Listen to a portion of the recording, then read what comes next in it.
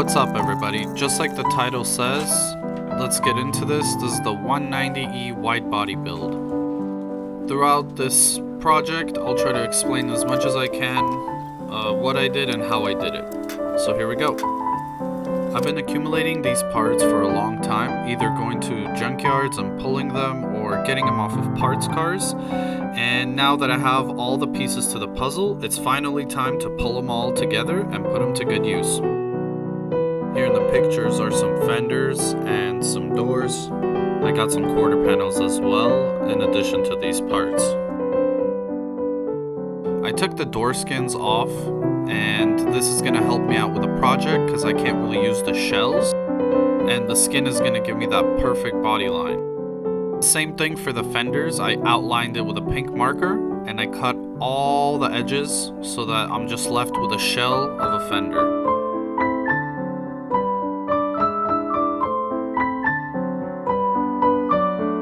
Then I started to mock it up on the car. Off camera, I also did the same thing by skinning the quarter panels, and now you can see the whole mock-up of every single panel that's going to be used to make this wide body. I still have the plastic fender flares on the car, so you can see how much wider these new panels make the car look, because they're completely hiding the fender flares underneath. I marked the pink line on the quarter panel where I made a cut, and I thought it looked much better this way. Next, I'm using cardboard to get the exact shapes of the gap pieces that need to be made to fill up all those gaps between the new fender.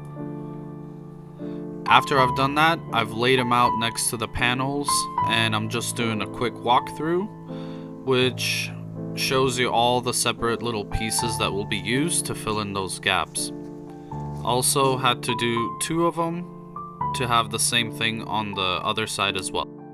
When I first laid out the mock-up of the rear quarter panel and the door, I had to bolt them together so that they can stay flush. First challenge is going to be to make sure that these panels can stand on their own. Here I'm prepping all the little metal pieces that are going to fill in the gaps between the new panels. In order for the door to sit on its own, I'm going to start welding in this bottom panel right here.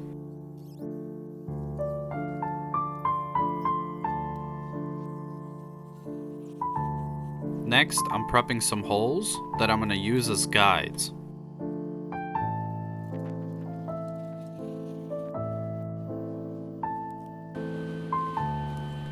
I take any piece of metal. Here, for example, I'm taking a screw with its head cut off. I take it through the guide hole, and this is going to act as a bump stop between the panel and the rear door itself to make sure that the panel stays where it's supposed to be.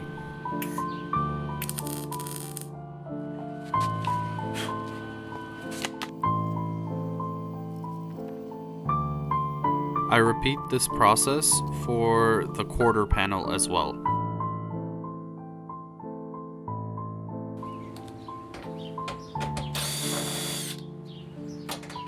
Now, since I have new guides to show me how and where these panels are supposed to go, I can unbolt them from each other so that they can stand on their own.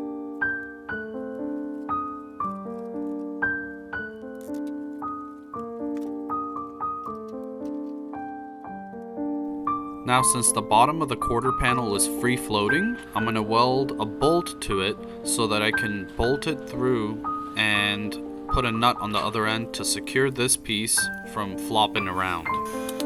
You can also see how those screws that I welded in act as bump stops when they come in contact with the original body panel, which creates sort of like a spacer between the original quarter panel and the new body panel. And it spaces it out evenly, exactly the distance I need it to sit so that it will be flush with the door.